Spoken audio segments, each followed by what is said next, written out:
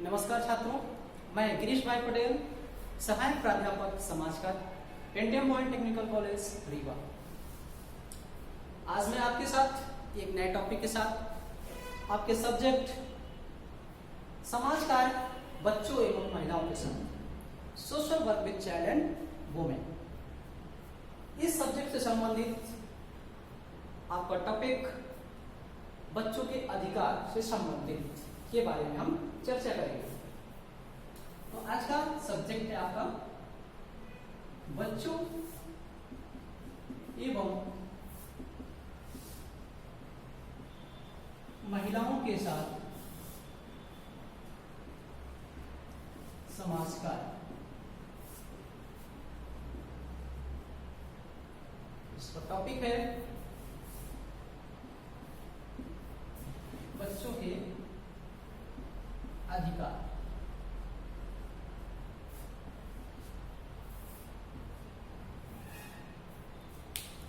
जैसा कि नाम से स्पष्ट है, बच्चों एवं महिलाओं के साथ समाज कार्य, यानी कि महिलाओं एवं बच्चों के साथ या उनके लिए जो भी योजनाएं बनाई जाती हैं, उनकी जो भी समस्याएं होती हैं, उनका निराकरण, उनकी समस्याओं का समाधान किस प्रकार से किया जाए, ऐसे कौन से नियम हैं, कौन सी योजनाएं हैं, कौन सी नीतियां हैं जो इनके लिए बनाई गई हैं। तो हम बात करेंगे बच्चों के अधिकारों से संबंधित।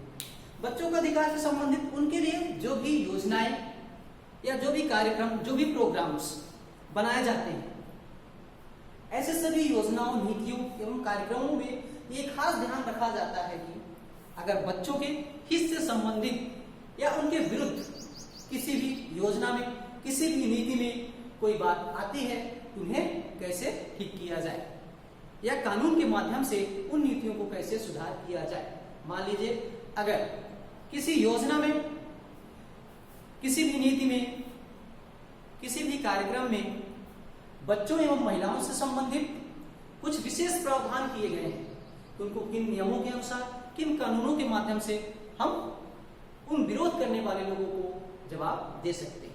यानी कि बच्चों को जो भी नियम बनाए जाते हैं, उनके लिए जो भी प्रावधान किए जाते हैं, उनका कोई भी विरोध नहीं करेगा। इसकी निगरानी के लिए एक राष्ट्रीय आयोग बनाया जाता है जो यह देख रेख करता है कि कोई भी नियम, नियोजन या कार्यक्रम चलाए जा रहे हैं वो उनके लिए उपयुक्त है कि नहीं, या उनके अधिकारों का हनन तो नहीं हो रहा है। और यह संविधान के आदर्शों के अनुरूप, साथ ही इन्हें बाल अधिकार पर संयुक्त राष्ट्र के अभियान के निहित या उनके बनाए गए गाइडलाइंस, निर्देशों के अनुसार अधिकारों में संगत हो रहा है या नहीं। जैसे समेकित बाल विकास योजना है। समेकित बाल विकास योजना महिलाओं, किशोरियों, धात्री माताओं एवं बालकों के लिए बनाया जाता है। इसके बाद आता है 0 से 6 वर्ष तक की आयु के बच्चों के पोषण एवं उनके स्वास्थ्य में सुधार लाना। ये उनका अधिकार है, वो स्वस्थ रहें, सुखी रहें, उनको उचित पोषण मिले। इसके बाद बच्चों के उपयुक्त मनोवैज्ञानिक, भौतिक तथा सामाजिक नींव किस प्रकार हो या उनमें विकास कैसे हो, इन चीजों का ख्याल रखा जाता है। मृत्यु अनुपात, रुग्णता, कुपोषण तथा विद्यालय छोड़ देने के मामलों में कमी लाना,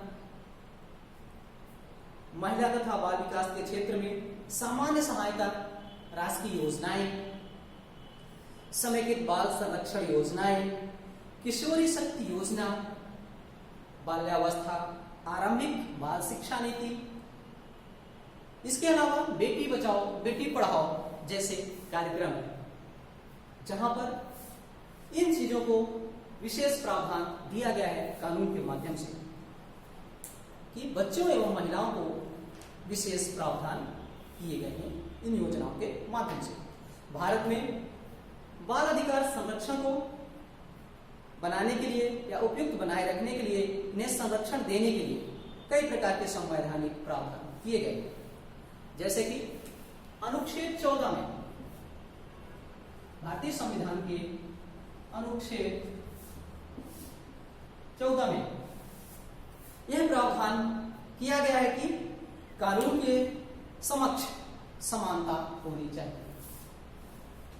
यानी कि हम किसी के साथ किसी भी प्रकार का भेदभाव नहीं कर सकते, चाहे वो किसी भी जात धर्म संप्रदाय से जुड़ा हुआ बालक क्यों न हो, चाहे वो अपाहिज हो, विकलांग हो, गूंगा हो, बहरा हो, किसी भी प्रकार का हो, मंद बुद्धि का हो, उन्हें हम उनकी अवस्थाओं में जाकर, उनके अनुरूप जाकर कार्यक्रम बनाएंगे और उन्हें उनके विकास में सहयोग प्रदान करेंगे।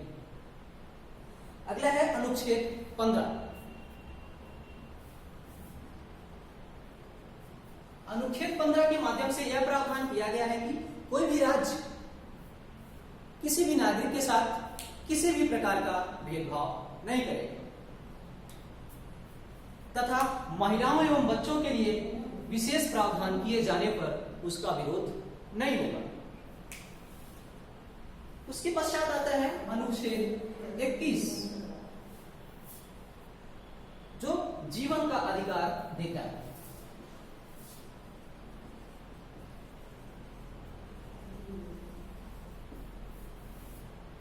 जीवन का अधिकार से तात्पर्य यह हो गया, अगर कोई विक्षिप्त बालक, रुग्ण बालक, कुपोषित बालक या उसके घर परिवार, पास पड़ोस, समाज उनसे उनकी मृत्यु की इच्छा करता है, तो यह अधिकार किसी को नहीं होगा कि वो अपना जीवन समाप्त कर सके। इसके पश्चात अनुच्छेद 21A के तहत बच्चों को शिक्षा का अधिकार दिया गया है, जिसे मौलिक अधिकार बना दिया गया है। 6 से 14 वर्ष तक के आयु को बच्चों को। इसके पश्चात आता है अनुच्छेद 23।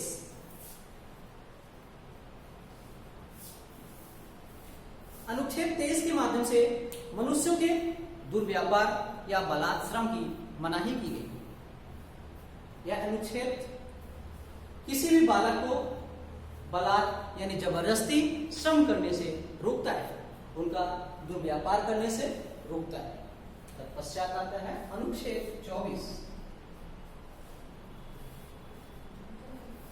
अनुच्छेद 24 के माध्यम से कारखानों में बच्चों की नियुक्ति को मनाही की गई, यानी निषेध किया गया। ऐसे कारखाने जहां पर भारी मशीनरी कार्य करती हैं, भारी भरकम इलेक्ट्रॉनिक चीजें चलाई जाती हैं, वहां पर बच्चों को काम पे नहीं रखा जा सकता है। अनुच्छेद 39E तथा F के माध्यम से बाल श्रम को रोकने के लिए प्रावधान किए गए हैं।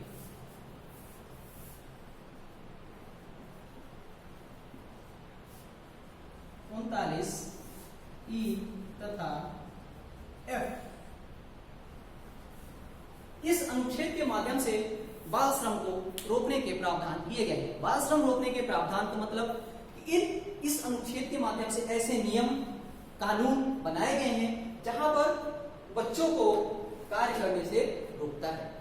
किसी भी प्रकार का श्रम हो वो नहीं करेंगे, लेकिन कुछ जगहों पर इसे छूट दी गई। इसके पश्चात हम बात करते हैं अनुच्छेद 45।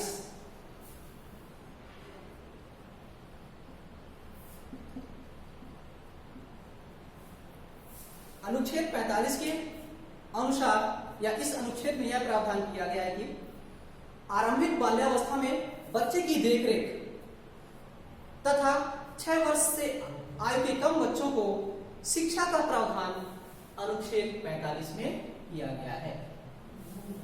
यानी कि बच्चों की उचित देखभाल, उनका पालन पोषण का प्रावधान, साथ ही साथ 0 से 6 वर्ष तक के बच्चों के शिक्षा से संबंधित प्रावधान इस अनुच्छेद में किए गए हैं। इसके पश्चात आता है अनुच्छेद 47।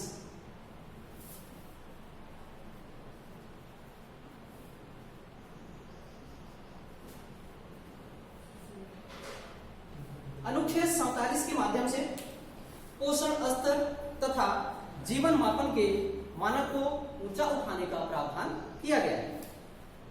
अनुच्छेद 47 में उनके जीवन स्तर का मापन तथा पोषण